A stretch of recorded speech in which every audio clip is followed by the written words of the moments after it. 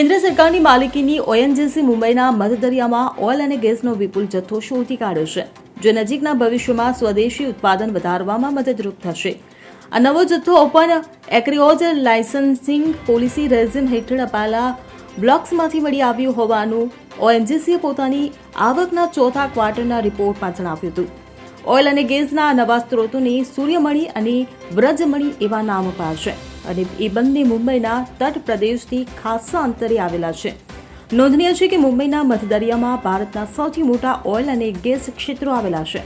અરબી સમુદ્રમાં મુંબઈના કાંઠાથી 160 કિલોમીટરના અંતરે આવેલું મુંબઈ હાલ દેશનું સૌથી વિશાળ અને ફળદ્રુપ ઓઇલ અને ગેસ ફિલ્ડ છે. આ ફિલ્ડમાંથી રોજના આશરે 1,34,000 બેરલ ઓઇલ નીકળે છે, જે ભારતના સ્વદેશી ક્રૂડ ઉત્પાદનના 35% છે.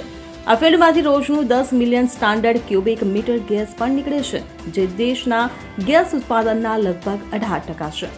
Bureau report CN24 news. હવે જુઓ દેશ દુનિયાની તમામ ખબરો તમારી આંગળીના ટેરવે. ઉઠાવો મોબાઈલ અને Google Play Store પરથી ડાઉનલોડ કરો અમારી CN24 ન્યૂઝ મોબાઈલ એપ.